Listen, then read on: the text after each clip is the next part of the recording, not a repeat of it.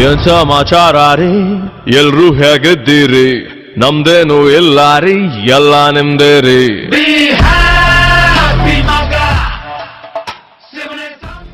ಕರ್ನಾಟಕದೊಳಗೆ ಎಲ್ಲಾದರೂ ಹೆಣ್ಮಕ್ಳು ಎಳೆಯುವಂಥ ತೇರಿದ್ರೆ ಅದು ನಮ್ಮ ತಾಳಿಕೋಟೆ ತಾಲೂಕು ಗೊಟಗುಣಿಕೆ ಎನ್ನುವಂಥ ಗ್ರಾಮದಲ್ಲಿ. ಮನುಷ್ಯನಿಗೆ ಧರ್ಮ ಅನ್ನುವಂಥದ್ದು ಬಹಳ ಮಹತ್ವದ್ದು. ಏನು ಮಹತ್ವದ್ದು? ಧರ್ಮ ಅನ್ನುವಂಥದ್ದು. ಧರ್ಮ ಭಾಳ ಮಂದಿ ಭಾಳ ಥರ ಹೇಳ್ತಾರೆ ಧರ್ಮದ ಬಗ್ಗೆ. ಧರ್ಮಕ್ಕೆ ವ್ಯಾಖ್ಯಾನಗಳನ್ನ ಭಾಳಷ್ಟು ಸುಂದರವಾಗಿ ಭಾಳ ಜನ ಹೇಳ್ತಾರೆ. ಅವ್ರ ಮನ್ಯಾಗ ಭಾಳ ಬಡತನದಪ್ಪ, ಉಣ್ಣಾಕ ರೊಟ್ಟಿಲ್ಲ ಅಂದಂತ. ಉಣ್ಣಾಕ ರೊಟ್ಟಿಲ್ಲಪ್ಪ, ಭಾಳ ಬಡತನದಂತ ಹಿಂಗೆ ಅಂತಿದ್ರಂತ ಮನ್ಯಾಗ. ಅವನ ಮಗ ಏನು ಅನ್ಬೇಕು? ಹೌದಪ್ಪ ತ್ರಾಸ್ನಾಗ ಅದರ ಹಿಂಗೆ ಅನ್ಬೇಕ? ಬೇಡ, ರೊಟ್ಟಿ ಇರ್ಲಿಕ್ಕೆ ಅನ್ನ ಮಾಡ್ಕೊಂಡು ಉಣ್ಬೇಕು ಅಂದಂತವ. ರೊಟ್ಟಿ ಇರ್ಲಿಕ್ಕೆ ಅನ್ನ ಮಾಡ್ಕೊಂಡು, ಯಾಕೆ ಅವನಿಗೆ ಗೊತ್ತಿಲ್ಲದು ಬಡತನದ ಮಹತ್ವನೇ ಗೊತ್ತಿಲ್ಲ. ಇವ್ರು ಹೆಣ್ಣು ತೋರಿಸಿದೆ, ಅದನ್ನು ಮಾಡಿದೆ, ಇದನ್ನು ಮಾಡಿದೆ, ಹುಚ್ಚುಚ್ಚನಾಗ ಮಾಡೋದು. ನಾನು ಜೋಳಿಗೆನ ರೊಕ್ಕ ಕೊಟ್ಟು ಒಂದು ಆಡು ಕೊಡಿಸಿದೆ ನಾನು ಅವನಿಗೆ. ಇವತ್ತು ಅವ ಎಲ್ಲ ಸಾಲವನ್ನು ಹರ್ಕೊಂಡು ಪ್ಲಾಟ್ ಹಿಡ್ಕೊಂಡು ಈಗ ಹೆಂಗಾಗಿದ್ದಾನಂದ್ರೆ ಅದ್ಭುತವಾಗಿ ಒಳ್ಳೆ ಮನುಷ್ಯ ಆಗ್ಯಾನ. ಇಲ್ರಪ್ಪ ಈ ಚೂಜಿ ನೀವು ತೊಗೊಂಬಿಡ್ರಿ ಅಂತ.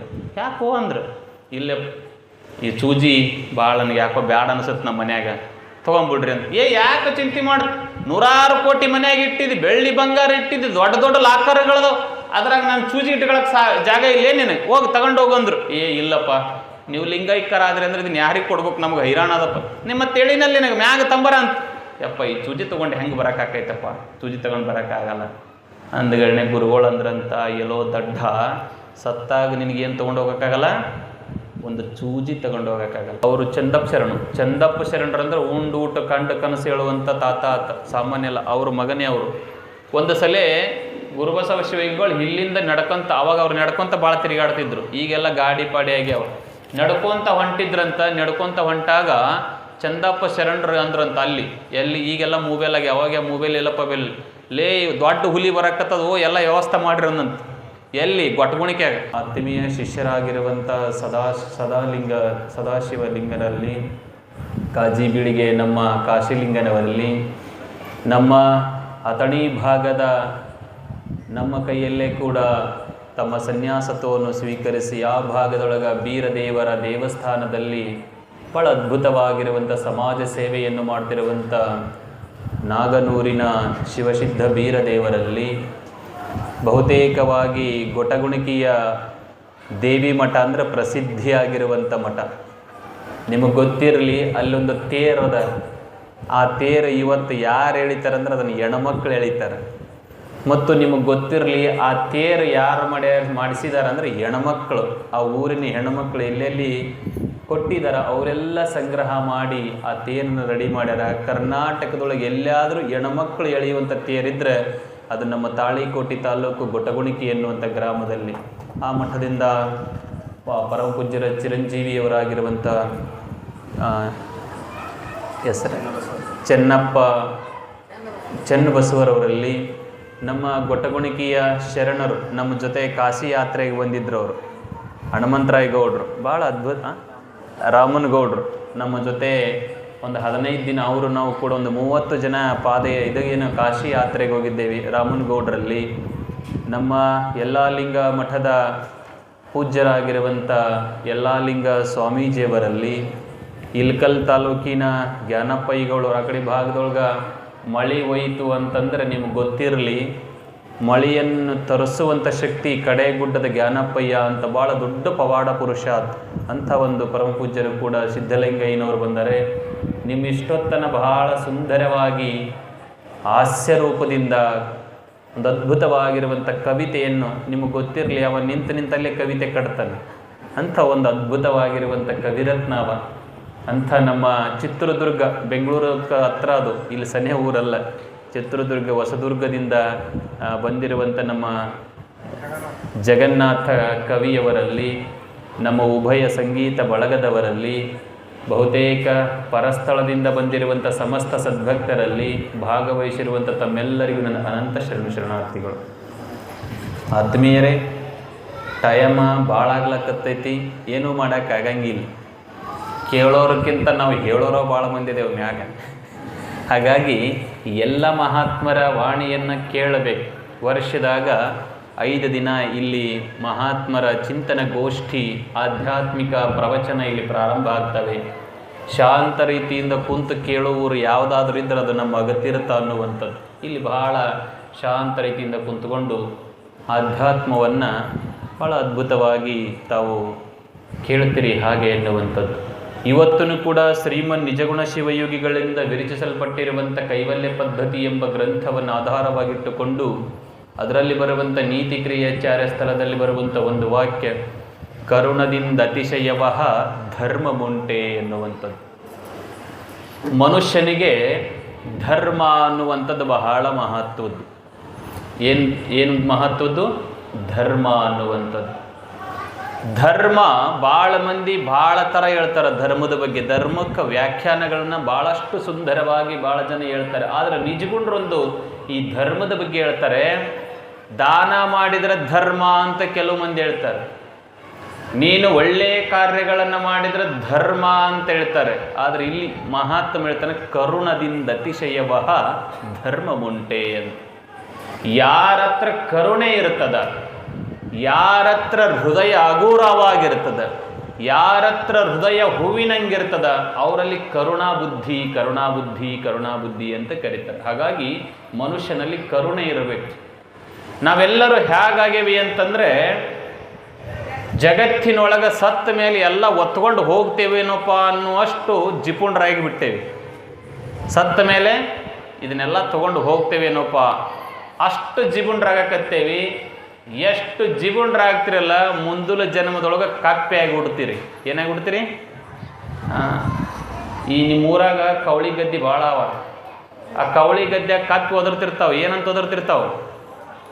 ರೊಕ್ಕ ರೊಕ್ಕ ರೊಕ್ಕ ರೊಕ್ಕ ರೊಕ್ಕ ರೊಕ್ಕ. ಭಾಳ ಜಿಗುಣತನ ಮಾಡ್ರಿ, ಕವಳಿ ಗದ್ದೆ ಕಪ್ಪೆಯಾಗಿ ಹುಡ್ತೀರಿ. ಮನುಷ್ಯನಲ್ಲಿ ಕರುಣಾಬುದ್ಧಿ ಇರಬೇಕು. ಮನುಷ್ಯನಲ್ಲಿ ಹಗುರವಾಗಿರುವಂಥ ಹೃದಯವಿರಬೇಕು. ಹಸ್ತ ಬಂದಾನಂತಂದ್ರೆ ಕಿವಿಲೆ ಕೇಳಬಾರ್ದು. ಅವನಿಗೆ ದಾನ ಧರ್ಮಗಳನ್ನು ನಾವು ಮಾಡಬೇಕು.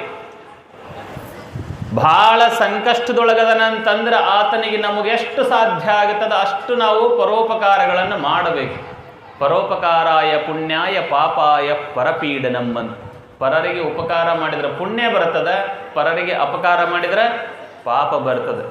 ವ್ಯಾಸ ಮಹರ್ಷಿಗಳು 18 ಪುರಾಣವನ್ನು ರಚಿಸಿದ್ರಂತೆ. ಎಷ್ಟು ಪುರಾಣ? 18 ಪುರಾಣ. 18 ಪುರಾಣವನ್ನು ರಚಿಸಿದ್ರು. 18 ಪುರಾಣವನ್ನು ರಚಿಸಿದ ಮೇಲೆ ಶಿಷ್ಯನಾಗಿರುವಂಥವನು ಬಂದು ಕೇಳ್ತಾನೆ. ಸದಾ ಮಠದೊಳಗೆ ಸೇವೆ ಮಾಡ್ತಿದ್ದ ಶಿಷ್ಯ ಅವ ಬಂದು ಒಂದು ಮಾತಂತಾನೆ, ಯಪ್ಪ ನೀನು ಇಷ್ಟಿಡ್ದಪ್ಪ ಪುರಾಣ ಬರ್ದು ನಮಗೆ ಓದಾಕ ಬರಂಗಿಲ್ಲ. ನಾನು ಅಕ್ಷರ ಕಲ್ತೇ ಇಲ್ಲ, ನನಗೆ ಓದಾಕ ಬರಂಗಿಲ್ಲ. ಇಷ್ಟು ಪುರಾಣ ಓದಿ ಇವನ್ನೆಲ್ಲ ತಿಳ್ಕೊಬೇಕು, ನಾ ಹೆಂಗೆ ತಿಳ್ಕೊಳಕ್ಕೆ ಸಾಧ್ಯಪ್ಪ? ನನಗೆ ಗೊತ್ತಾಗಲ್ಲ ಮಹಾತ್ಮ. ಇದ್ರಾಗ ಇರುವಂಥ ಎಲ್ಲ ವಿಷಯವನ್ನು ಸಣ್ಣದು ಮಾಡಿ ನನಗೆ ಹೇಳಿಬಿಡು ಅನ್ನಂತೆ. ಅಷ್ಟಾದಶ ಪುರಾಣೇಶು ವ್ಯಾಸಸ್ಯ ವಚನದ್ವಯಂ ಪರೋಪಕಾರಾಯ ಪುಣ್ಯಾಯ ಪಾಪಾಯ ಪರಪೀಡನಂ. 18 ಪುರಾಣದ ಸಾರಾಂಶವನ್ನು ವ್ಯಾಸರು ಹೇಳ್ತಾರೆ. 18 ಪುರಾಣ ಬರ್ತೀನಿ ಇಲ್ಲ ಅಂತಲ್ಲ, 18 ಪುರಾಣದ ಸಾರಾಂಶ ಹೇಳ್ತೀನಿ ಕೇಳು. 18 ಪುರಾಣ ಏನು ಹೇಳ್ತಾವಂದ್ರೆ, ಪರರಿಗೆ ಉಪಕಾರ ಮಾಡಿದ್ರೆ ಪುಣ್ಯ ಆಗ್ತದೆ, ಪರರಿಗೆ ಅಪಕಾರ ಮಾಡಿದ್ರೆ ಪಾಪ ಆಗುತ್ತದೆ. ನಿಮಗೆ ಇನ್ನೊಂದು ಗೊತ್ತಿರಲಿ, ಜಗತ್ತಿನೊಳಗ ನೀ ಎಷ್ಟು ಶ್ರೀಮಂತ ಅದಿ ಅಂತ ಗೊತ್ತಾಗ್ತದೆ.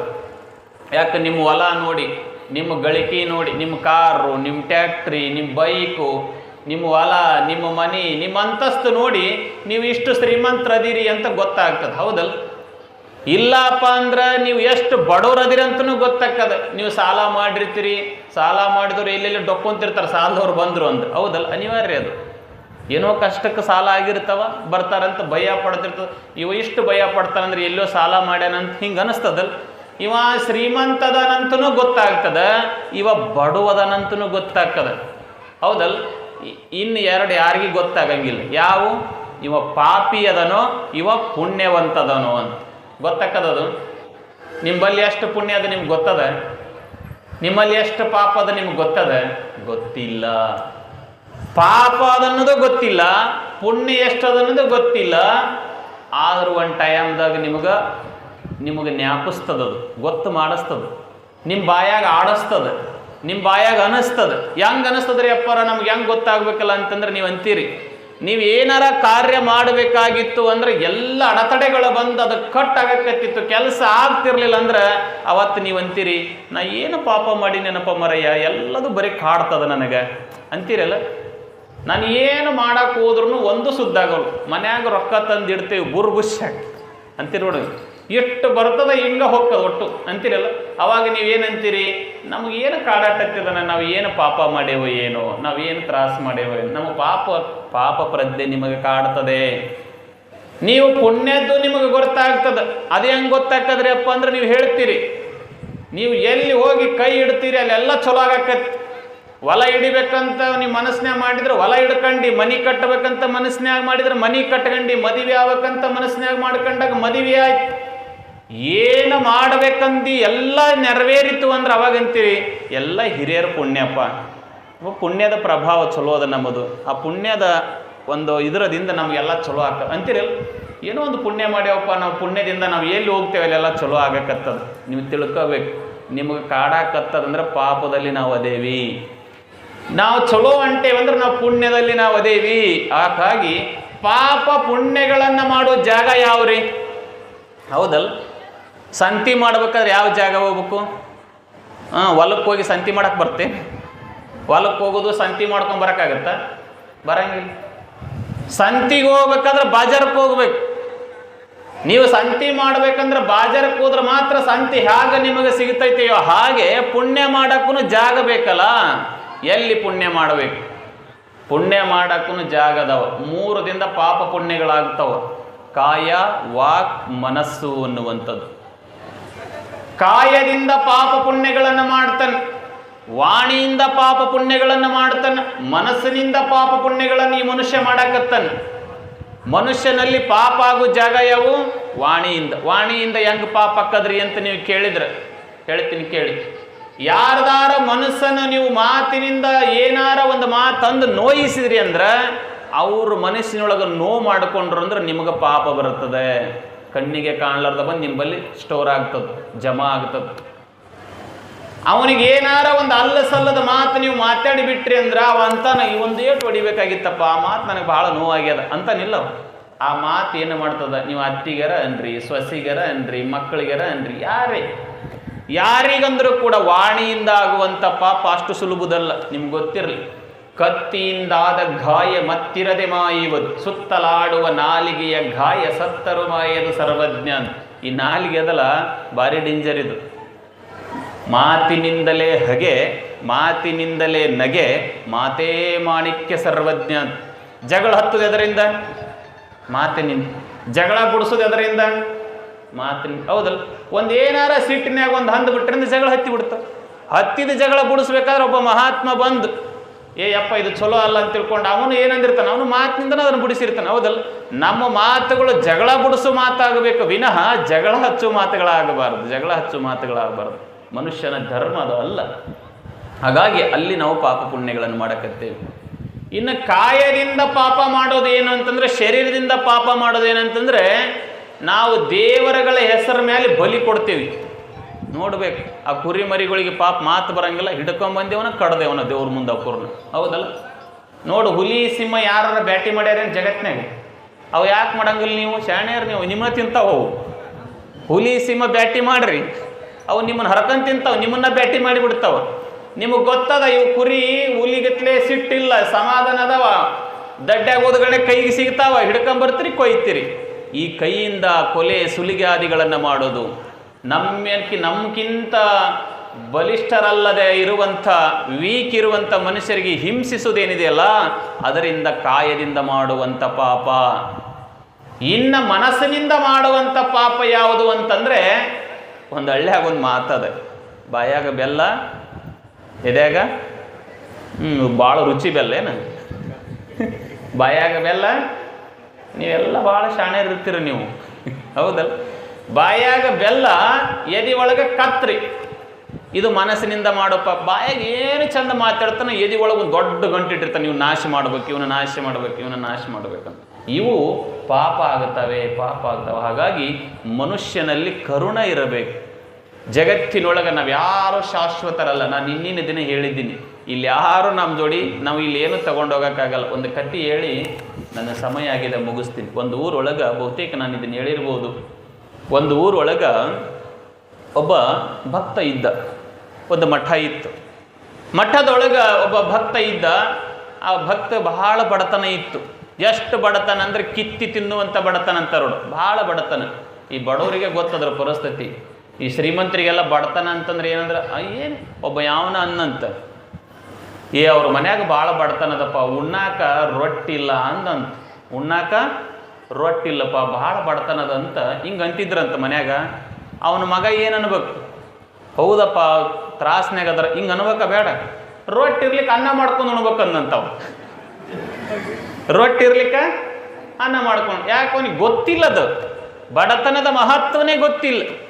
ಭಾಳ ಬಡತನ, ಕಿತ್ತಿ ತಿನ್ನುವಂಥ ಬಡತನ. ಇವತ್ತು ನಾನು ದುಡಿದ್ರೆ ಬದುಕಬೇಕು, ದುಡಿದ್ರೆ ಚಲೋ ಬಟ್ಟೆ ತಗೋಬೇಕು, ದುಡಿದ್ರೆ ಚಂದ 4 ಮಂದಿಯಾಗಿ ಚಂದ ತಿರುಗಾಡಬೇಕು, ಅಷ್ಟು ಬಡತನದ ಮನುಷ್ಯ ಹೋಗಿ ಗುರುಗಳ ಪಾದಕ್ಕೆ ನಮಸ್ಕಾರ ಮಾಡಿ, ಯಪ್ಪ ನನಗೆ ಭಾಳ ಬಡತನದ ತಂದೆ, ನೀವು ಆಶೀರ್ವಾದ ಮಾಡ್ರಿ, ಏನಾರ ಮಾಡ್ರಿ, ನನ್ನನ್ನು ಉದ್ಧರಿಸು ತಂದೆ ಅಂತ ತಿಳ್ಕೊಂಡು ಹೋಗಿ ಪಾದಕ್ಕೆ ನಮಸ್ಕಾರ ಮಾಡಿದಂತೆ ಗುರುಗಳು ಪ್ರೀತಿಯಿಂದ ಹರಸಿ, ಪ್ರೀತಿಯಿಂದ ಆಶೀರ್ವಾದ ಮಾಡಿ, ಚಿಂತೆ ಮಾಡಬೇಡ, ಇಷ್ಟು ದಿನ ನಿನಗೆ ಭಾಳ ದರಿದ್ರ ಇತ್ತು, ಇಷ್ಟು ದಿನ ನಿನಗೆ ಭಾಳ ಕಾಡಾಟ ಇತ್ತು, ಇನ್ನು ಮ್ಯಾಲೆ ಬಂದೇನು ಮಠಕ್ಕೆ ಶರಣಾಗಿದ್ದೀಯ, ಮಠಕ್ಕೆ ಭಗವಂತನಿಗೆ ನಿನ್ನ ಇಡೀ ಕಾಯ ವಾಕ್ ಮನಸ್ಸನ್ನು ಅರ್ಪಿಸಿದ್ಯಲ್ಲ, ಹೋಗಿ ನಿನ್ನ ಬಡತನೆಲ್ಲ ಕಿತ್ತುಕೊಂಡು ಅಂತ ಗುರುಗಳು ಆಶೀರ್ವಾದ ಮಾಡಿದರು.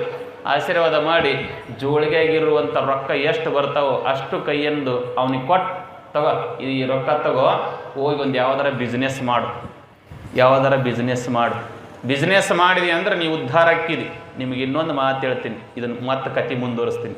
ಇಲ್ಲಿ ಮಿಲ್ಟ್ರಿ ರಾಮನಗೌಡ ಅಂತ ಅದನ್ನ ಎಲ್ಲಿ ಕುಂತಾನ ನಮ್ಮ ಮೂಲ್ಯಾಗ.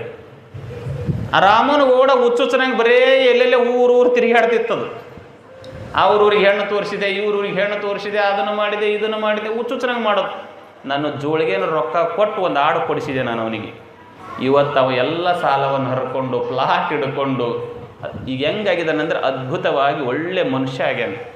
ಹಾಗಾಗಿ ಯಾವಾಗಲೂ ಮನುಷ್ಯ, ನಮ್ಮ ಪೂಜಾರಿ ಅಪ್ಪಗೂ ಕೊಟ್ಟಿದ್ದೆ, ಅದು ಹುಚ್ಚು ಪೂಜಾರಿ ಏನೇನೋ ಹುಚ್ಚುಚ್ಚು ಮಾಡ್ತಂಥದ್ದು. ಕೆಲವೊಬ್ರೊಬ್ರು ಏನೋ ಮಾಡೋಕ್ಕಂಗಿಲ್ಲ, ಕೆಲವೊಬ್ರ ಕೈಗೆ ಏನು ಕೊಟ್ಟರು ನಿಂದ್ರಂಗಿಲ್ಲ, ಹಂಗೂ ಇರ್ತಾವ. ಯಾವಾಗಲೂ ಗುರುಗಳು ಕೊಟ್ಟು ಮಾರ್ಗದಲ್ಲಿ ನಡ್ಕೊಂಡು ಹೋದ್ರಿ ಅಂದರೆ ನಿಮ್ಮ ಬದುಕು ಸುಂದರವಾಗ್ತವೆ ಅನ್ನುವಂಥದ್ದು. ಹಂಗೆ ಗುರುಗಳು ಏನು ಮಾಡಿದರು ಅಂತಂದರೆ ಆಶೀರ್ವಾದ ಮಾಡಿ ಒಂದಷ್ಟು ರೊಕ್ಕ ಕೊಟ್ಟರು. ರೊಕ್ಕ ಕೊಟ್ಟ ಮೇಲೆ ಆ ರೊಕ್ಕ ತಗೊಂಡು ಕೇಸಿ ಹೋಗಿ ಬಿಸ್ನೆಸ್ ಸ್ಟಾರ್ಟ್ ಮಾಡಿದ. ಬಿಸ್ನೆಸ್ ಸ್ಟಾರ್ಟ್ ಮಾಡಿದ.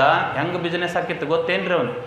ಒಂದು ದಿನಕ್ಕೆ ಲಕ್ಷಾಂತರ ಬಿಸ್ನೆಸ್ ಆಗಾಕೈತಿ, ದೊಡ್ಡ ಬಿಸ್ನೆಸ್ ಆಗಾಕೈತಿ. ದೊಡ್ಡ ಬಿಸ್ನೆಸ್ ಹಾಕೊಂತ ಒಂದು ವಿಚಾರ ಮಾಡಿದ. 1 ಕೋಟಿ ಗಳಿಸಿದ ಅಂದ್ರೆ ಮೆಳಿ ಮ್ಯಾಗ ಒಂದು ಜಾಂಡೆ ಕಟ್ತಿದ್ದವ. ಏನು ಮಾಡ್ತಿದ್ದ?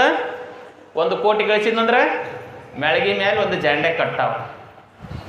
ಹಿಂಗ ಇಡೀ ಮೆಳಗಿನ ತುಂಬಿದ್ದು ಅಂತವನು ಜಾಂಡೆಗಳು. ಕಟ್ಟಾಕ ಜಾಗ ಇದ್ದಿದ್ದಿಲ್ಲ, ಅಷ್ಟು ಜಾಂಡೆ ಕಟ್ಟಿಬಿಟ್ಟಿದ್ದು ಮೆಳಗಿ ತುಂಬ. ಅಂದ್ರೆ ಎಷ್ಟು ಕೋಟಿ ಇರ್ಬೇಕು ಅವನು ಗಳಿಕೆ, ಹೌದಲ್ಲ? ಅಷ್ಟು ಗಳಿಸಿಬಿಟ್ಟಿದ್ದ. ಗಳಿಸಿದಾಗ ಏನಾಯಿತು ಅಂತಂದರೆ ಗುರುಗಳು ಅಂದರು ಒಂದು ದಿನ, ಇಂಥವನಿಗೆ ಈ ಒಂದಷ್ಟು ಆಶೀರ್ವಾದ ಮಾಡಿದ್ದೆ ನಾನು, ಇವ ಓದವ ಆ ಕಡೆ ಹೋಗಿಬಿಟ್ಟಾನ, ಒಟ್ಟ ಮಠಕ್ಕೆ ಬಂದಿಲ್ಲ, ಏನೋ ನೆನಪಾರ್ಯಾನ ಏನೋ ಮಾಡ್ಯಾನ, ಪಾಪ ಹೋಗಿ ಬೆಟ್ಟೆರ ಆಗಿ ಬರೋಮಂತ ಗುರುಗಳ ಮನಸ್ಸಿನಾಗ ಬಂತಂತ. ಗುರುಗಳ ಮನಸ್ಸಿನಾಗ ಬಂದು ಅವನ ಮನೆಗೆ ಹೋದ್ರಂತ ಗುರುಗಳು. ಹೋಗೋದ್ರಾಗ ದೊಡ್ಡ ಅರಮನೆ ಹೆಂಗೆ ಕಟ್ಟಿದ್ದ, ಮೆಳಗಿ ತುಂಬ ಜಾಂಡೆಗಳು ನಿಂದಿರಿಸಿದ್ದ. ಎಲ್ಲ ಗುರುಗಳು ನೋಡಿದ್ರು. ನೋಡಿದ ಗಣೆ ಅವ ಬಿಸ್ನೆಸ್ ಮಾಡವ. ಮುಂಜಾನೆ 4 ಗಂಟೆಗೆ ಎದ್ದು ಓಡಾವ, ಮತ್ತು ರಾತ್ರಿ 12 ಗಂಟೆಗೆ ಬರಾವ. ಎಲ್ಲಿ ಅವ ಮನ್ಯಾಗೆ ಇರ್ತಿದ್ದಿಲ್ಲ. ಮನ್ಯಾಗ ಹೆಂಡ್ತಿ ಒಂದೇ ಇರ್ತಿತ್ತು, ಮಕ್ಳು ಇರ್ತಿದ್ದು, ಹೆಂಡ್ತಿ ಇರ್ತಿತ್ತು, ಕೆಲಸಗಾರ ಇರ್ತಿದ್ರು. ಅವಾಗ ಗುರುಗಳು ಬರೋದನ್ನು ಹೆಣ್ಮಗಳು ನೋಡಿದ್ಲು. ಯಪ್ಪ, ನಮ್ಮ ಉದ್ಧಾರ ಮಾಡಿದಂಥ ಗುರು ನಮ್ಮ ಮನೆಗೆ ಬಂದ ಅಂತ ಓಡೋಡಿ ಬಂದು ಆ ತಾಯಿ ಮಕ್ಕಳು ಎಲ್ಲರೂ ಸೇರಿಕೊಂಡು ಗುರುಗಳನ್ನ ಮನೆಯೊಳಗೆ ಕರೆಸ್ಕೊಂಡಾಗ ಗುರುಗಳು ಕೇಳಿದ್ರು, ಯವ್ವ ಮನೆ ಕಟ್ಟಿರಿ ಭಾಳ ಚಂದ, ಇದೇನು ಮೆಳಗಿ ತುಂಬ ಜಾಂಡೆ ಹಚ್ಚಿರಲ್ಲ ಅಂತ ಗುರುಗಳು. ಯಪ್ಪ, ನಮ್ಮ ಯಜಮಾನ ಒಂದು ಸಂಕಲ್ಪ ಮಾಡ್ಯಾನಪ್ಪ, ಏನು 1 ಕೋಟಿ ಗಳಿಸಿದ್ರೆ 1 ಜಾಂಡೆ ಮೆಳೆ ಮ್ಯಾಗ ಹಚ್ತಾನ, ಎಷ್ಟು ಜಾಂಡೆ ಹಚ್ಚಾನ ಅಷ್ಟು ಕೋಟಿ ಅವನು ಬಲ್ಲಿ ಅದಾವ ಅಂತೇಳಿದ್ರು. ಭಾಳ ಖುಷಿ ಆಯಿತು ಗುರುಗಳಿಗೆ. ಇಷ್ಟು ಶ್ರೀಮಂತ ನಮ್ಮ ಶಿಷ್ಯ ಆಗ್ಯಾನಂದ್ರೆ ಮತ್ತು ಗುರುಗಳಿಗೆ ಖುಷಿ ಆಗಲಾರ್ದು ಏನಿರುತ್ತೆ. ಬಹಳ ಖುಷಿ ಆಯ್ತು. ಬಹಳ ಖುಷಿ ಆದಗಳನ್ನೇ ಏನಾಯಿತು ಅಂತಂದರೆ ನಿಮಗೆ ಹೇಳ್ತೀನಿ. ಮುಂಜಾನೆ ಎದ್ದು ಎಲ್ಲ ಅವ್ರ ಗುರುಗಳು ಬಂದಿದ್ದರು, ಸ್ನಾನ ಪೂಜೆ ಎಲ್ಲ ಆಯಿತು. ಎಲ್ಲ ಆದಗಳನ್ನೇ ಆ ಹೆಂಡತಿಗೆ ಗುರುಗಳು ಕೇಳಿದರು, ಯವ್ವ ನಿಮ್ಮ ಯಜಮಾನ ಎಲ್ಲಿ ಹೋಗ್ಯಾನ, ನಮ್ಮ ಶಿಷ್ಯ ಎಲ್ಲಿ ಹೋಗ್ಯಾನ ಅಂತ ಕೇಳಿದರು. ಎಲ್ಲಿ ಹೋಗ್ಯಾನ ಅಂತ ಕೇಳಿದಗಳನ್ನೇ ಅವಾಗ ಆ ಅಮ್ಮ ಹೇಳಿದ್ಲು, ಯಪ್ಪ ಬೆಳಗ್ಗೆ 4 ಗಂಟೆಗೆ ಹೋಗ್ತಾನ, 12 ಗಂಟೆಗೆ ಬರ್ತಾನ, ಇವತ್ತು ನೀವು ನಮ್ಮ ಮನೆಗೆ ಇರ್ರಿ, ರಾತ್ರಿ ಭೇಟಿ ಮಾಡಿಸ್ತೀನಿ ಅಂದ್ಲು. ಆಯ್ತೇವ ಅಂತ ತಿಳ್ಕೊಂಡು ಗುರುಗಳು ಪೂಜೆ ಅಪ್ಪ ಏನು ಊಟ ಪ್ರಸಾದ ಎಲ್ಲ ಮಾಡಿ ಒಂದು ರೂಮ್ನಾಗ ಮಲ್ಕೊಂಡುಗಳನ್ನೇ ಇವ 12 ಗಂಟೆಗೆ ಬಂದ, ಗಡ್ಡಿ ಬಂದ, ಗಡಿಬಿಡಿ ಊಟ ಮಾಡಿ ಮಕ್ಕಂಡ. ಹೆಂಡತಿ ಅಂದ್ಲು, ರೀ ನಮ್ಮ ಮನೆಗೆ ಆಶೀರ್ವಾದ ಮಾಡಿ ನಮ್ಗೆ ಇಷ್ಟೆಲ್ಲ ಅನುಕೂಲ ಮಾಡಿದ ಗುರುಗಳು ಇವತ್ತು ನಮ್ಮ ಮನೆಗೆ ಬಂದಾರ, ಆ ರೂಮ್ನಲ್ಲಿ ಮಕ್ಕಂಡಾರ, ನಿದ್ದೆ ಹೆತ್ತದ, ಬೆಳಿಗ್ಗೆ ನೀವು ಅವ್ರಿಗೆ ಭೇಟಿಯಾಗಿ ಆಶೀರ್ವಾದ ತಗೊಂಡು ಹೋಗ್ರಿ ಅಂತ ಹೇಳಿತಂದ್ಲು. ಆಯ್ತು ಚಲೋ ಆಯಿತು ಅಂದಿವ. ಚಲೋ ಆಯ್ತು ಅಂದ ಇವನಿಗೆ ರೂಢ ಒಂದಿತ್ತಲ್ಲ, ಬೆಳಗ್ಗೆ ಎದ್ದು ಓಡೋಗೋದು. ಬಡ ಎದ್ದ 4 ಗಂಟೆಗೆ ಜಳಕ ಮಾಡಿ ಹಂಗೆ ಏನು ಗುರುಗಳು ಕಬರಿಲ್ಲ, ಶಿಷ್ಯ ಯಾರ ಹೆಂಡತಿ ಕಬರಿಲ್ಲ, ಮಕ್ಕಳ ಕಬರಿಲ್ಲ, ಬಡ ತನ್ನ ಉದ್ಯೋಗಕ್ಕೆ ಹೋಗಿದ್ಲು. ಹೆಂಡತಿ ಮಗ್ಗಲ್ದಾಗ ಎಚ್ಚರಾಗಿ ನೋಡ್ತಾಳು, ಹೇಳಿದ್ರಾಗ 4 ಗಂಟೆಗೆ ಎದ್ದು ಹೋಗಿದ್ದೀವ. ಅಯ್ಯೋ ಇವನ ಗುರುಗಳು ಬಂದಾರ, ಭೇಟಿ ಆಗ್ಲಾರ ಹೋದ್ನಲ್ಲ, ಎಂಥ ಸಮಸ್ಯೆ ಆಯಿತು ಮನೆಯೊಳಗೆ, ಅಪ್ಪರಿಗೆ ದರ್ಶನ ಮಾಡ್ಕೊಳ್ಳಾರ ಹೋದ್ನಲ್ಲ ಅಂತ ಮನಸ್ಸಿನಾಗ ನೊಂದುಕೊಂಡ್ಲು. ಮತ್ತು ಗುರುಗಳಿಗೆ ಒತ್ತಾದ ಮೇಲೆ ಅವ್ರಿಗೆ ಪೂಜೆ ಗೀಜೆ ಸ್ನಾನಕ್ಕೆ ವ್ಯವಸ್ಥೆ ಎಲ್ಲ ಮಾಡಿದ್ಲು. ಗುರುಗಳಿಗೆ ಆ ಹೆಣ್ಣುಮಗಳು ಹೇಳಿದ್ಲು, ಯಪ್ಪ ಏನೋ ಅವಸರ ಇತ್ತಂತ ಗಡಿಬಿಡಿ ಮಾಡಿ ಹೋಗ್ಯಾನೆ, ಮತ್ತು 12 ಗಂಟೆಗೆ ರಾತ್ರಿ ಬರ್ತಾನೆ, ನಾಳೆಗೆ ಎಷ್ಟಾದ್ರೂ ನಿಮಗೆ ದರ್ಶನ ಅವನಿಗೆ ಮಾಡಿಸ್ತೀನಿ, ನಿಮಗೆ ಭೇಟಿ ಮಾಡಿಸ್ತೀನಿ ಅಂತ ಹೆಂಡತಿ ಹೇಳಿದ್ಲು. ಆಯ್ತು ತಗೋಯವ್ವ ಅಂದ. ಹಿಂಗಿದು ಎಷ್ಟು ದಿನ ಹೋಯ್ತ್ರಿ ಇದು? 1 ವಾರ. ಗುರುಗಳಿಗೆ ಶಿಷ್ಯ ಭೇಟಿನ ಆಗೋಲ್ಲ. ಗುರುಗಳು ಬಂದು ಮನೆಯಾಗದಾರ, 1 ವಾರ ಆಗ್ಯದ, ಶಿಷ್ಯ ಭೇಟಿನೂ ಆಗಲ್ಲ. 1 ವಾರ ಆಯ್ತು. 1 ವಾರ ಆದ್ರೂ ಗುರುಗಳಿಗೆ ಭೇಟಿ ಆಗಲ್ಲ. ಗುರುಗಳಿಗೆ ತ್ರಾಸ ಆಯ್ತು. ಯಪ್ಪ ನಮ್ಮ ಮಠದಾಗ ಶಿಷ್ಯರು ಬರ್ತಾರ ಹೋಗ್ತಾರ, ನಮ್ಮ ಕೆಲಸ ಸಾವಿರಾರು ಇರ್ತಾವ, ನಿಮ್ಮ ಮನ್ಯಾಗ ಬಂದು ಇಲ್ಲಿ ಕುಂತಾರೆ ನಮ್ಮದು ಹೆಂಗೆ ನಡಿಬೇಕಪ್ಪ, ನಾವು ಹೋಗ್ತೀನಿ ಮರಾಯ ಅಂತ ತಿಳ್ಕೊಂಡು ಒಂದು ನಿಶ್ಚಯ ಮಾಡಿ ಆ ಶಿಷ್ಯನ ಹೆಣ್ಮಗಳಿಗೆ ಹೇಳಿದ್ಲು. ಆ ಕುಟುಂಬಕ್ಕೆ ಹೇಳಿದ ಗುರುಗಳು, ಯವ್ವ ನಂದು ಮಠದಾಗ ಭಾಳ ಕೆಲಸ ಅದಾವ, ನಾನು ಹೋಗಬೇಕು, ಇರಲಿ ಬಿಡು ಅವನಿಗೆ ಭಾಳ ಕೆಲಸ ಅದಾವ, ನಾನು ಹೋಗ್ತೀನಿ, ಮತ್ತೊಮ್ಮೆ ಯಾವಾಗಾರ ಬರ್ತೀನಿ ತಗೋ, ಅವನಿಗೆ ಆಶೀರ್ವಾದ ಮಾಡ್ತೀನಿ ಅಂದ್ಗಳನ್ನೇ. ಹೆಣ್ಮಗಳಂದು, ಯಪ್ಪ ಇವತ್ತೊಂದಿನ ಹೆಂಗಾರ ಮಾಡಿ ನಾನು ಇವತ್ತು ಅವನಿಗೆ ನಿಮಗೆ ಭೇಟಿ ಮಾಡಿಸ್ತೀನಿ ಅಂತ ತಿಳ್ಕೊಂಡು ಹಠ ತೊಟ್ಲು. ಗುರುಗಳು ಇಷ್ಟು ಹೇಳ್ತಾರಲ್ಲ ಅಂತ ತಿಳ್ಕೊಂಡು ಉಳ್ಕೊಂಡುಗಳನ್ನೇ ರಾತ್ರಿ 12 ಗಂಟೆಗೆ ಬಂದ, ಬಡ ಊಟ ಮಾಡಿದ, ಮಲ್ಗಾಕೊಂಟಾಗಿ ಹೆಂಡತಿ ಅಂದ್ಲು, ಮನುಷ್ಯ ಅದೀಯ ಧನ ಅದೀಯ ನೀನು, ನಮ್ಮ ಮನೆಗೆ ಗುರುಗಳು ಬಂದು 6 ದಿನ ಆಗ್ಯದ, 1 ವಾರ ಆಗ್ಯದ, ಒಟ್ಟ ನಿನ್ನ ಖಬರ ಇಲ್ಲ, ಬರೇ ನಿನ್ನ ವ್ಯವಹಾರ ಉದ್ಯೋಗವನ್ನೇ ನೋಡ್ತಿದ್ಯಲ್ಲ, ಸ್ವಲ್ಪರ ಬುದ್ಧಿ ಆದಿಲ್ಲ ನಿನಗಂತ ತಿಳ್ಕೊಂಡು ಬೇದಗಳನ್ನೇ ಏನು ಮಾಡೋದು, ನನ್ನ ಹಣೆ ಬರೋಣ ಹಂಗದ, ಕಂಡಾಪಟ್ಟಿ ಎಲ್ಲ ಇಲ್ಲಿ 1 ತಾಸು ಲೇಟಾಗಿ ಬಂದಾರ, ಸ್ಫೋಟನ್ಗಟ್ಲೆ ಹಾಳಾಗ್ತದಲ್ಲಿ, ನಾನು ಅರ್ಜೆಂಟ್ ನಾಳೆಗೆ ಯಾವಾಗ ಎಷ್ಟಾದ್ರೂ ನಾನು ಭೇಟಿ ಹಾಕಿ ನನ್ನ ಹೆಂಡ್ತಿಗೆ ವಿಶ್ವಾಸ ಹೋಗಿಬಿಟ್ಟಿತ್ತಲ್ಲ, ಕೀಲಿ ಹಾಕಿ ಮಕ್ಕೊಂಡ್ಲಕ್ಕೆ ರೂಮ್ನ ಹೆಂಗೋಕಿ ಎದ್ದಂತ ಕೀಲಿ ಹಾಕಿ ಮಕ್ಕೊಂಡ್ಲು.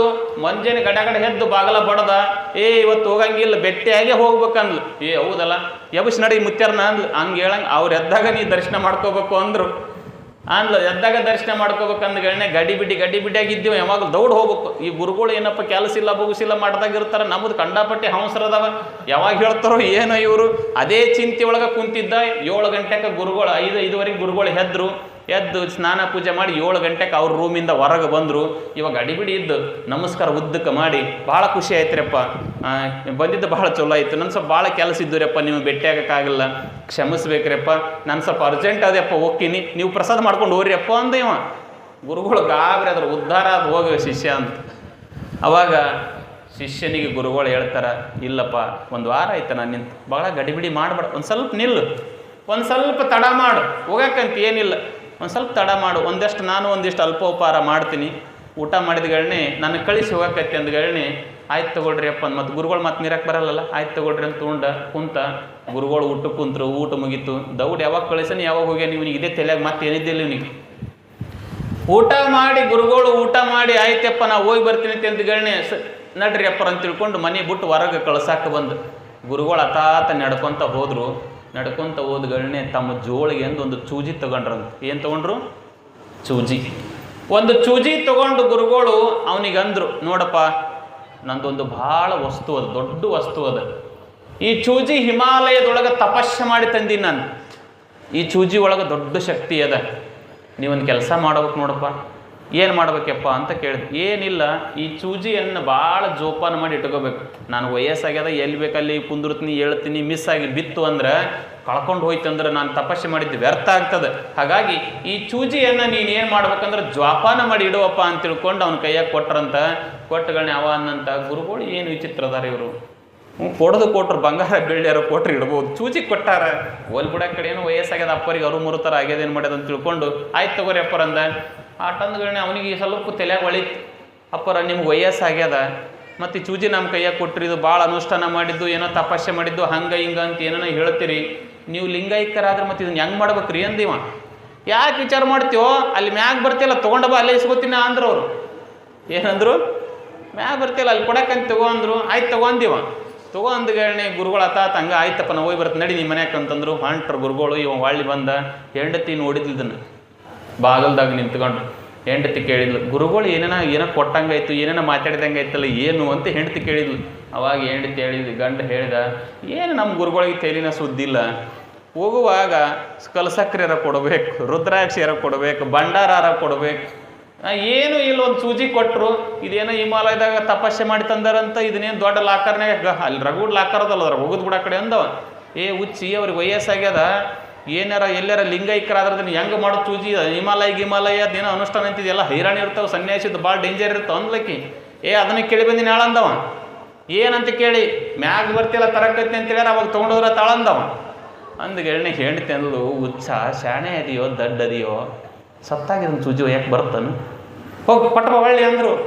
ಪಟ್ವ ಒಳ್ಳೆದು ನಾವು ಅದ್ರ ಉಸಪರಿನೇ ಬ್ಯಾಡ ನಮ್ಗೆ ಚೂಜಿದಂದ್ಲು. ಹೌದಲ್ಲ ಅಂದಿವ. ಸತ್ತಾಗಿದ್ದನ್ನ ಹೆಂಗೆ ತೊಗೊಂಡು ಹೋಗಿ ಬರುತ್ತೆ, ಸತ್ತಾಗ ತೊಗೊಂಡೋಗಕ್ಕೆ ಬರಂಗಿಲ್ಲ ಅಂತ ತಿಳ್ಕೊಂಡು ಆ ಚೂಜಿ ತೊಗೊಂಡು ಓಡೋಡಿ ಗುರುಗಳ ಹತ್ರ ಹೋದ. ಗುರುಗಳು ಹೊಂಟಿದ್ರು. ಯಪ್ಪ ನಿಂದ್ರು ಅಂದರು. ನಿಂತರು ಗುರುಗಳು. ಯಾಕೋ ಅಂದರು. ಇಲ್ರಪ್ಪ ಈ ಚೂಜಿ ನೀವು ತೊಗೊಂಬಿಡ್ರಿ ಅಂದರು. ಯಾಕೋ ಅಂದರು. ಇಲ್ಲೇ ಈ ಚೂಜಿ ಭಾಳ ನನಗೆ ಯಾಕೋ ಬ್ಯಾಡ ಅನ್ಸತ್ತೆ ನಮ್ಮ ಮನ್ಯಾಗ, ತೊಗೊಂಬಿಡ್ರಿ ಅಂತ. ಯಾಕೆ ಚಿಂತೆ ಮಾಡಿ, 100 ಕೋಟಿ ಮನ್ಯಾಗ ಇಟ್ಟಿದ್ದು, ಬೆಳ್ಳಿ ಬಂಗಾರ ಇಟ್ಟಿದ್ದು, ದೊಡ್ಡ ಲಾಕರ್ಗಳದು, ಅದ್ರಾಗ ನಾನು ಚೂಜಿ ಇಟ್ಕೊಳಕ್ಕೆ ಜಾಗ ಇಲ್ಲೇ ನಿನಗೆ, ಹೋಗಿ ತಗೊಂಡೋಗಂದ್ರು. ಇಲ್ಲಪ್ಪ ನೀವು ಲಿಂಗೈಕ್ಯರಾದ್ರೆ ಅಂದ್ರೆ ಇದನ್ನ ಯಾರಿಗೆ ಕೊಡ್ಬೇಕು, ನಮ್ಗೆ ಹೈರಾಣ ಅದಪ್ಪ. ನಿಮ್ಮ ತೇಳಿನಲ್ಲಿ ನನಗೆ ಮ್ಯಾಗ ತಂಬರ ಅಂತ. ಯಪ್ಪ ಈ ಚೂಜಿ ತೊಗೊಂಡು ಹೆಂಗೆ ಬರೋಕ್ಕಾಕೈತಪ್ಪ, ಚೂಜಿ ತೊಗೊಂಡು ಬರೋಕ್ಕಾಗಲ್ಲ ಅಂದ್ಗಳನ್ನೇ ಗುರುಗಳು ಅಂದ್ರಂತ. ಎಲ್ಲೋ ದಡ್ಡ, ಸತ್ತಾಗ ನಿನಗೇನು ತೊಗೊಂಡು ಹೋಗೋಕ್ಕಾಗಲ್ಲ, ಒಂದು ಚೂಜಿ ತೊಗೊಂಡು ಹೋಗೋಕ್ಕಾಗಲ್ಲ. ನಿಮ್ಮ ಊರಾಗ ಯಾರು ವಯರದಿರಿ? ಮತ್ತು ವಯರಿದ್ರೆ ನಮಗೆ ಗೊತ್ತಿಲ್ಲ. ಮತ್ತು ನೀವು ಸತ್ತಾಗ ಒಂದು ಚೂಜಿ ತೊಗೊಂಡು ಹೋಗೋಕ್ಕಾಗಂಗಿಲ್ಲ. ಎಷ್ಟು ಬಡದಾಡಿ ಗಳಿಸ್ಬಾರ್ದಂತಲ್ಲ, ಯಾವಾಗಲೂ ಗಳಿಸ್ಬೇಕು. ಮನೆಯೊಳಗೆ ಸದ್ಗುರುನಾಥ ಬಂದು ಮನೆಯೊಳಗೆ ಕುಂತಾನ, ಖಬರಿಲ್ದಂಗೆ ಗುರುಗಳು ಖಬರಿಲ್ಲ. ಕೆಲವೊಬ್ರಿಗೆ ನೋಡ್ಬೇಕು ನಮ್ಮ ಊರಾಗ ಮಠದಾಗ ಪ್ರವಚನ ಹಚ್ಚಾರ, ಆ ಕಡೆ ಗಮನನೇ ಇಲ್ಲ. ಹೊಲ ಮಾಡ್ರಿ, ನಿಮ್ಗೆ ಯಾರು ಬೇಡ ಅಂತಾರೆ, ಹೊಲಕ್ಕೆ ಮಾಡಬೇಕು. ಪ್ರವಚನ, ಪುರಾಣ, ಜಾತ್ರೆ ಸ್ವಲ್ಪ ಅದಕ್ಕಾಗಿ ಒಂದು ವರ್ಷಕ್ಕೊಂದ್ಸಲ ಬರ್ತದೆ. ಸ್ವಲ್ಪ ಇದಕ್ಕಾಗಿ ನಾವು ಮೀಸಲಿಡಬೇಕು. ಇಟ್ಟಾಗಿ ಈ ಕಾರ್ಯಕ್ರಮ ಮಾಡಿದ್ದಕ್ಕೂ ಸಾರ್ಥಕ ಆಗ್ತದೆ ಬದುಕು ಅನ್ನುವಂಥದ್ದಾಗಿ ಗುರುಗಳಂದ್ರಂತ ಸತ್ತಾಗ ತೊಗೊಂಡೋಗೋಕ್ಕಾಗಲ್ಲ ಒಂದು ಚೂಜಿ, ಯಾಕಿಷ್ಟು ಬಡದೆ ಆಡ್ತೀಯಪ್ಪ, ನೆಮ್ಮದಿಯಿಂದ ಇರು, ನೆಮ್ಮದಿಯಿಂದ ಬದುಕು. ಇದ್ದಷ್ಟರೊಳಗೆ ನಿಮ್ಗೆ ಹೇಳ್ತೀನಿ, ಮನುಷ್ಯನಿಗೆ ಆಸೆ ಇರಬೇಕು, ಭಯಂಕರ ಆಸೆ ಇರಬೇಕು. ಏನ್ರಿ ಅಪ್ಪರ ಹಿಂಗಂತಿರಲ್ಲ ಅಂದಿರಿ ನೀವು. ಮನುಷ್ಯನಿಗೆ ಆಸೆ ಇರಬೇಕು. ಹೆಂಗೆ ಆಸೆ ಇರಬೇಕಂದ್ರೆ ನಾನು ಹೊಲ ಹಿಡಿಬೇಕು, ನಾನು ಮನೆ ಕಟ್ಟಬೇಕು, ನಾನು ಬೆಳ್ಳಿ ಬಂಗಾರ ಮಾಡಿಸ್ಕೋಬೇಕು, ನಾನು ಚಂದ ಇರಬೇಕು, ನಾನು ದುಡಿಬೇಕು, ಇದು ಆಸೆ, ಇದು ಇರಬೇಕು. ಆದ್ರೆ ದುರಾಸೆ ಇರಬಾರ್ದು. ದುರಾಸೆ ಅಂದ್ರೆ ಏನು ಗೊತ್ತನ್, ನಮ್ಮ ಅಣ್ಣ ತಮ್ಮರ ಆಸ್ತಿ ಎಲ್ಲ ನನಗಾಗಲಿ, ನಮ್ಮ ಯಾರಿಗೆ ನನ್ನ ಆಸ್ತಿ ಯಾರಿಗೆ ಹೋಗಬಾರ್ದು, ಅವ್ರದ ನನಗಾಗಲಿ, ಅವ್ರ ಬೆಳ್ಳಿ ಬಂಗಾರ ನನಗಾಗಲಿ, ಮಂದಿ ಮನೆಗೆ ಹೋಗಿ ಆಳು ಬಿದ್ದು ಅಲ್ಲೊಂದು ನಂದ ಮನೆ ಆಗಲಿ, ಇದಕ್ಕೆ ದುರಾಸೆ ಅಂತಾರೆ. ಮತ್ತೊಬ್ಬರದ ನನ್ನದಲ್ಲದ ವಸ್ತು ನನಗೆ ಬೇಕು ಅಂದ್ರೆ ಅದು ದುರಾಸೆ. ನೀನು ಚಂದಾಗ ದುಡಿದು ಬದುಕಿದೆ ಅಂದ್ರೆ ಅಜರಾಮರವತ್ ಪ್ರಾಜ್ಞೋ ವಿದ್ಯಾಮರ್ತಂಚ ಸಾಧಯೇತ್ ಗ್ರಹಿತೋ ಯುವಕೇಶೇಶು ಮೃತ್ಯುನ ಧರ್ಮಮಾಚರೇತಂತಂಗಾಗಿ ನಾವು ಯಾವಾಗಲೂ ಇರೋರಂತ ಗಳಿಸಬೇಕು. ನಾವು ಯಾವಾಗ ಬಿಟ್ಟು ಹೋಗ್ತೇವೆ ಗೊತ್ತಿಲ್ಲಂತ ಒಳ್ಳೆ ಕಾರ್ಯಕ್ಕೆ ದಾನ ಧರ್ಮಗಳನ್ನು ಮಾಡಬೇಕು. ಇದೇ ಕರುಣದಿಂದ ಅತಿಶಯವಹ ಧರ್ಮ ಮುಂಟೆ ಎನ್ನುವಂಥದ್ದಾಗಿ ಧರ್ಮ ಅನ್ನುವಂಥದ್ದು ಬೇರೆ ಎಲ್ಲಿ ಇಲ್ಲ. ನೀವು ಬಾಜಾರ್ದಾಗ ಹೋಗಿ 1 kg ಧರ್ಮ ಕೊಡ್ರಿ ಅಂದ್ರೆ ಸಿಗ್ತದೆ ಏನದು? 1 kg ಸಕ್ಕರೆ ಸಿಗ್ತದೆ, 1 kg ಬೆಲ್ಲ ಸಿಗ್ತದೆ, ಬ್ಯಾಳೆ ಸಿಗ್ತದೆ, ಹೌದಲ್ಲ? 1 kg ಧರ್ಮ ಕೊಡ್ರಿ, ನಮ್ಮ ಮಠದಾಗ ಏನೋ ಧರ್ಮದ ಬಗ್ಗೆ ಹೇಳ್ಯಾರ, ಧರ್ಮ ಕೊಡ್ರಿ, ಅದು ಸಿಗುತ್ತಾ? ಸಿಗುವ ವಸ್ತು ಅಲ್ಲ. ಧರ್ಮವನ್ನು ಮಾಡಬೇಕು, ಖರೀದಿ ಮಾಡಕ್ಕೆ ಬರಂಗಿಲ್ಲ. ಅದಕ್ಕಾಗಿ ಧರ್ಮವಂತರಾಗ್ರಿ. ಇದನ್ನು ನಮ್ಮ ಜಗದ್ಗುರು ರೇವಣ ಸಿದ್ಧರು ಜೀವನ ಪೂರ್ತಿಯಾಗಿ ಧರ್ಮದಿಂದ ನಡೆದರು. ನಿಮಗೆ ಗೊತ್ತಿರಲಿ, ನಮ್ಮ ಪರಂಪರೆಯಲ್ಲಿ, ಸಿದ್ಧ ಪರಂಪರೆಯಲ್ಲಿ ಬರುವಂಥ ಬೀರದೇವರು, ಸಿದ್ಧ ಪರಂಪರೆಯಲ್ಲಿ ಬರುವಂಥ ಮಾಳಿಂಗರಾಯರು, ಜಟ್ಟಿಂಗರಾಯರು ಮಾತು ಕೊಟ್ಟರು ಅಂದರೆ ಧರ್ಮಕ್ಕೆ ಯಾವಾಗಲೂ ಚ್ಯುತಿ ಬರುವಂಗೆ ನಡ್ಕೊಳ್ಳಿಲ್ಲ. ಧರ್ಮಕ್ಕಾಗಿಯೇ ಜೀವವನ್ನು ಬಿಟ್ಟರು. ನಿಮಗೆ ಗೊತ್ತಿರಲಿ, ಧರ್ಮ ಅನ್ನುವಂಥ ಇಟ್ಟಿಗೆ ಭೀಮಾಂಬಿಕೆ ಅಂತ ಆಗ್ಯಾಳ. ಆ ಮಹಾತಾಯಿ ಯಾರಿಗೆ ನಡ್ಕೊಂಡಳು ಗೊತ್ತದ? ಧರ್ಮ ಅಂತ ಇದ್ದ. ಧರ್ಮಕ್ಕಾಗೇ ಇಡೀ ಜೀವನವನ್ನು ಸವಿಸಿ, ಕಲ್ಲು ಹೆಂಗೆ ಸೌದು ಟೈಲ್ಸ್ ಆದಂಗೆ ಅಕ್ಕದ, ಸ್ಮೂತ್ ಅಕ್ಕತ್ತಲ್ಲ, ಹಂಗಾಗಿ ಜೀವನವನ್ನು ಮುಡುಪಾಗಿ ಧರ್ಮಕ್ಕಿಟ್ಲು ಇಟಗಿಯ ಭೀಮಾಂಬಿಕೆಯಾದ್ಲು. ಹಾಗಾಗಿ ನೀವೆಲ್ಲರೂ ಧರ್ಮವಂತರಾಗ್ರಿ. ಧರ್ಮ ಅಂದರೆ ಎಲ್ಲಿ ಬೇರೆ ಕಡೆಯಿಂದ ತರೋದಲ್ಲ, ಜೀವನದಲ್ಲೇ ಬೆಳೆಸ್ಕೊಳ್ಳೋದು, ಜೀವನದಲ್ಲೇ ಅಳವಡಿಸ್ಕೊಳ್ಳೋದು, ಅದೇ ನಿಜವಾದ ಧರ್ಮ. ವಾಸ್ತವರಿಗೆ ಊಟ ಹಾಕಿದ್ರೆ ಒಂದು ಧರ್ಮ. ಭಾಳ ತ್ರಾಸನಾಗಿದ್ದವನ್ನ ಸ್ವಲ್ಪ ನಮಗೆ ಎಷ್ಟು ಸಾಧ್ಯ ಆಕದ ಮ್ಯಾಗೆತ್ತುವುದೇ ಒಂದು ಧರ್ಮ. ವಾಸ್ತವನಿಗೆ ನೀರಣಿಸಿದವಾಗ ನೀರು ಕೊಡುವುದೇ ಒಂದು ಧರ್ಮ. ಒಟ್ಟು ನನಗೆ ಇರಲಿ ಅಂತ ಹೇಳ್ಕೊಂಡು ಕುಂತಿ ಅಂದ್ರೆ ಅದು ಅಧರ್ಮ. ಹಾಗಾಗಿ ಒಟ್ಟು ನನಗ ಅನ್ನೋದಕ್ಕಿಂತ ಎಲ್ಲರಿಗೂ ನಾವು ಯಾವುದು ತೊಗೊಂಡೋಗಂಗಿಲ್ಲ, ಅಷ್ಟರಿಗೆ ಒಂದು ಸ್ವಲ್ಪ ಕೊಟ್ಟು ನಾವು ಅದರೊಳಗೆ ನಾವು ಬದುಕೋಮು ಅನ್ನುವಂಥ ಮನಸ್ಥಿತಿಯನ್ನು ಇಟ್ಟುಕೊಂಡು ಬದುಕಿದ್ರಿ ಅಂದರೆ ಅದು ಧರ್ಮ ಆಗುತ್ತೆ. ಹಾಗೆ ಅನ್ನುವಂಥ ಮಾತನಾಡುತ್ತಾ ಬಹುತೇಕವಾಗಿ ಸಮಯ ಆಯಿತು, 10 ಗಂಟೆ ಆಯಿತು. ಟೈಮ್ ಟಕ ಟಕ ಟಕ ಓಡ್ತದೆ. ನಮಗೆ ನಿಮ್ಮ ಮನಸ್ಥಿತಿ ಗೊತ್ತಾಗಕತ್ತದ. ನೋಡಿ, ಕಾಲು ಪಾಲು ಹಿಂದಕ್ಕೆ ಮುಂದಕ್ಕೆ ಓಡಾಡಕತ್ತಾವ ಅಲ್ಲ. ಆಕಳಿಕೆ ಬ್ಯಾಕಳಿಕೆ ಇವೆಲ್ಲ ಚಲೋ ಆದವು ಅಂದ್ರೆ ನಾವು ಕೈ ಬಿಡ್ಬೇಕು. ಇವೆಲ್ಲ ಬ್ಯಾಸರ ಆಗ್ಯದಂದ್ರೆ ಏನು ಹೇಳೋದು ನೀವು ಕೇಳೋದು ನೀವು ಅಂತ ಮಾಡಿದ್ರಿ ಅಂದ್ರೆ ನಮ್ಗೆ ಗೊತ್ತೇ, ಇವ್ರು ಬ್ಯಾಡ ಅಂದಾರ ಅಂತ. ಹೌದಲ್ಲ? ಆದ್ರೂ ಶಾಂತ ರೀತಿಯಿಂದ ಏನು ಮಾಡೋಕ್ಕಾಗಲ್ಲ. ನಮ್ಮ ಕಡೆ ಅನ್ನ ಜಾಸ್ತಿ ಊಟ ಮಾಡ್ತೇವೆ, ಮೊಣಕಾಲುಗಳು ಚೂ ಅಂತವ. ಆದರೂ ತಾಯಂದಿರೋ ತ್ರಾಸಿಲ್ಲದೆ ಶಾಂತ ರೀತಿಯಿಂದ ಕುಂತು ಕೇಳ್ತೀರಿ ಅಂದರೆ ಅದು ಗುರುಬಸವ ಶಿವಯೋಗಿಗಳ ಆಶೀರ್ವಾದ ಹಾಗೆ ಅನ್ನುವಂಥದ್ದು. ಹಾಗಾಗಿ ಈ ಮಠದೊಳಗೆ ನಾನು ನಿಮ್ಗೆ ಹೇಳೋದು ಏನಂತಂದ್ರೆ ದೊಡ್ಡದ ಶಕ್ತಿ ಈ ಮಠದೊಳಗದ. ನೋಡು, ಸಂಕಲ್ಪ ಇಷ್ಟೆಲ್ಲ ಕಾರ್ಯಕ್ರಮಗಳು ಇವೆಲ್ಲ ಹೆಂಗೆ ನಡೀತೇವಂದ್ರೆ ಆತ ರೇವಣ ಸಿದ್ಧನ ಆಶೀರ್ವಾದ, ಭಗವಂತನ ಆಶೀರ್ವಾದ ಇಲ್ಲದೆ ಯಾವುದೋ ಒಂದು ಹುಲ್ಲು ಕಡ್ಡಿನೂ ಕೂಡ ಅಳಿಗಾಡಲ್ಲಂತಾರೆ, ತೃಣಮಪಿ ನ ಚಲತಿ ಅಂತ. ಹಾಗಾಗಿ ಭಗವಂತನ ಆಶೀರ್ವಾದ ಇಲ್ಲದೆ ಯಾವ ಕಾರ್ಯಗಳನ್ನು ಆಗಕ್ಕೆ ಸಾಧ್ಯ ಇಲ್ಲ. ಆತನ ಆಶೀರ್ವಾದ ಇತ್ತಂದ್ರೆ ಏನು ಬೇಕಾದ್ರೂ ಮಾಡಬಲ್ಲೆವಿ ಎನ್ನುವಂಥದ್ದು ಜಗತ್ತಿನೊಳಗದ. ಹಾಗಾಗಿ ಒಳ್ಳೆಯ ಕಾರ್ಯದಲ್ಲಿ ನಾವು ನೀವೆಲ್ಲರೂ ತೊಡಕೊಳ್ಳೋಣ ಅನ್ನುವಂಥ ಮಾತು ಹೇಳುತ್ತಾ ಬಹುತೇಕ ಇವತ್ತು 2ನೇ ದಿನ. ಇನ್ನೆಷ್ಟು ದಿನ ಉಳಿದೈತಿ? ಇನ್ನು 3 ದಿನ. ಇನ್ನು 3 ದಿನ ಆಯ್ತಂದ್ರೆ ಮತ್ತು ಈ ಸಮಯ 1 ವರ್ಷಕ್ಕೆ ಬರೋದು. ಹಾಗಾಗಿ ತಾಯಂದಿರು ಶಾಂತ ರೀತಿಯಿಂದ ಕುಂತ್ಕೊಂಡು ಈ ಕಾರ್ಯಕ್ರಮದಲ್ಲಿ ಭಾಗವಹಿಸ್ರಿ. ನಮ್ಮ ಸದಿವಿನ ದ್ಯಾಮನಗೌಡರು ಗಾಡಿ ತಗೊಂಡು ಬಂದಂಗೆ ಕಾಣಿಸ್ತಾನಲ್ಪ ಏನೋ ಮಂದಿ ಭಾಳ ಬಂದಂಗೆ ಐತೆ. ಅದಕ್ಕೆ ನೋಡಿದೆ, ನಮ್ಮ ಕರವಾಯಿ ಭಕ್ತರು ಬೇರೆ ಬೇರೆ ಒಂದು ಗಾಡಿ ತೊಗೊಂಡು ಬಂದಾರ. ಅವರೆಲ್ಲರೂ ಮೊದಲು ಬೇಲೂರಿಂದ ಬಂದಂಥವ್ರಿಗೆ ತಾಯಂದಿರು ಈ ಊರನವರು ಪ್ರಸಾದ ಮಾಡಿಸ್ರಿ. ತದನಂತರ ನೀವು ಪ್ರಸಾದ ಮಾಡಿರಿ, ಗಡಿಬಿಡಿ ಮಾಡ್ಕೋಬೇಡ್ರಿ. ಯಾಕಂದರೆ ಜಾಗ ಹತ್ತಿರೋದ್ರಿಂದ ಕುಂತ್ಕೊಂಡು ಊಟ ಕೊಡಿಸುವಂಥ ಪದ್ಧತಿ ನನಗೊಂದು ಭಾಳ ಆಸೆ. ಎಲ್ಲರಿಗೆ ಕುಂದುರಿಸಿ ಚಂದ ಊಟ ಕೊಡಿಸ್ಬೇಕು, ಭಾಳ ಚಂದ ಪ್ರೀತಿಯಿಂದ ಊಟಕ್ಕೆ ಮಾಡಿಸ್ಬೇಕಂತ. ಜಾಗ ಹತ್ತಿರೋದ್ರಿಂದ ಜಾಗ ಸಾಲಾಗೈತಿ. ಹಾಗಾಗಿ ನೀಡಿಸ್ಕೊಂಡು ಟೇಬಲ್ ಊಟ ಅನಿವಾರ್ಯವಾಗಿ ಜಾಗದ ಹತ್ತಿರೋದ್ರಿಂದ ಅನಿವಾರ್ಯತೆ ಇರೋದ್ರಿಂದ ಹಾಗಾಗಿ ತಾವೆಲ್ಲರೂ ಶಾಂತ ರೀತಿಯಿಂದ ಕುಂತ್ಕೊಂಡು ನಿಮಗೊಂದು ನೆನಪು ಹೇಳ್ತೀನಿ. ನಿನ್ನಿನ ದಿನ ಅವ್ರ ಹೆಸರು ನಾನು ಹೇಳಂಗಿಲ್ಲ. ನಿನ್ನಿನ ದಿನ ಅವಸರು ಮಾಡಿ ಎಲ್ಲಿ ಹೋಗಿ ನಿಂತ್ಕೊಂಡು ನೀಡ್ಸ್ಕೊಂಡು ಹೋಗಿ ಬಿಡು ಅಂತ ತಿಳ್ಕೊಂಡು ಗಡಿಬಿಡಿ ಮಾಡಿ ಹೋಗಿ ತಾಯಮ್ಮ ಹೋದಾಗ ಗೊತ್ತಾಗ್ಯದ ಹೊಟ್ಟಿ ವಿಪರೀತ ಬೆಳತನ ಕಡ್ದದ. ಮುಂಜಾನೆ ಬಂದು ಆಧಾರ ಮಂತ್ರಿಸ್ಕೊಂಡು ಹೋಗ್ಯಾಳ. ನೀವು ಮುಂಜಾನೆ ನಾಳೆಗೆ ಆಧಾರ ಮಂತ್ರಿಸ್ಕೊಳಂಗೆ ಆಗಬೇಡ್ರಿ. ಸಮಾಧಾನದಿಂದ ಕುಂತ್ಕೊಂಡು ಪ್ರಸಾದ ಮಾಡಿರಿ. ನೀವು ಊಟ ಬಿಟ್ಟು ಏನಾರ ಹೋದ್ರಿ ಅಂದ್ರೆ ಮುಂಜಾನೆದ್ದು ಏನು ಮಂತ್ರಿಸ್ಕೋಬೇಕು? ನಿಮಗೆ ಬಿಟ್ಟಿದ್ದು ನಾನೇನು ಮಾಡೋಕ್ಕಾಗಂಗಿಲ್ಲ. ತಾಳ್ಮೆಯಿಂದ ಕುಂತ್ಕೊಂಡು ಎಲ್ಲರೂ ಪ್ರಸಾದ. ಪಾಪ ಭಕ್ತರು ನಮ್ಮ ಮಠದಲ್ಲಿ ಇನ್ನೊಂದು ಹೇಳ್ತೀನಿ ನಿಮಗೆ, ನಮ್ಮ ಭಕ್ತರು ಹೆಂಗಾಗಿದ್ದೀರಿ ಅಂತಂದ್ರೆ ಪ್ರಸಾದ ಮಾಡಿಸೋದಕ್ಕೆ ಜಾಗಿಲ್ಲ.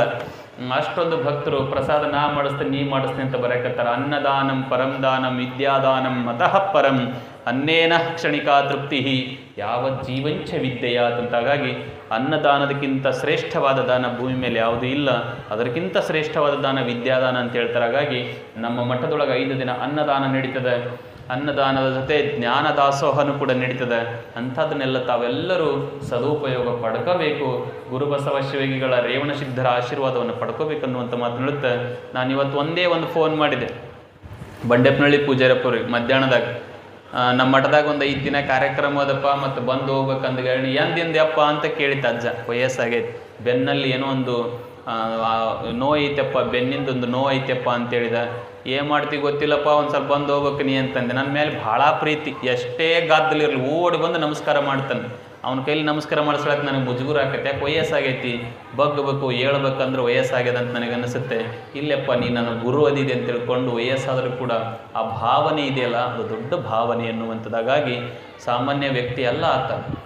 ಇಡೀ ಜೀವನ ಉದ್ದಕ್ಕೂ ಅವ್ರ ಬಳಿ ಎಷ್ಟೇ ಭಕ್ತರು ಹೋಗಲಿ, ಎಷ್ಟೇ ಜನ ಹೋಗಲಿ, ಸಮಾಧಾನದಿಂದ ಕುತ್ಕೊಂಡು ಅವರಿಗೆಲ್ಲ ಸಮಾಧಾನವನ್ನು ಹೇಳಿ ನಿಂಗೈ ಮುತ್ತನ ಆಶೀರ್ವಾದವನ್ನು ಅವ್ರಿಗೆ ಮಾಡಿಸಿ ಚಲೋ ಚಲೋ ಆಕತ್ತೆ, ಓರಲ್ಲೇ ದುಡ್ಕೋರಲ್ಲೇ ಚಲೋ ಆಕದ ಮಕ್ಕಳೇ, ನಿಮ್ಗೆ ಚಲೋ ಆಕದಂತ ತಿಳ್ಕೊಂಡು ಆಶೀರ್ವಾದ ಮಾಡಿ ಕಳಿಸುವಂಥ ಮುತ್ತೆ ನಮ್ಮ ಹುಣಸಗಿ ತಾಲೂಕಿನಾಗ ಇದ್ರೆ ಅದು ನಮ್ಮ ಬಂಡೆಪ್ಪನಹಳ್ಳಿ ಮುತ್ತೆ.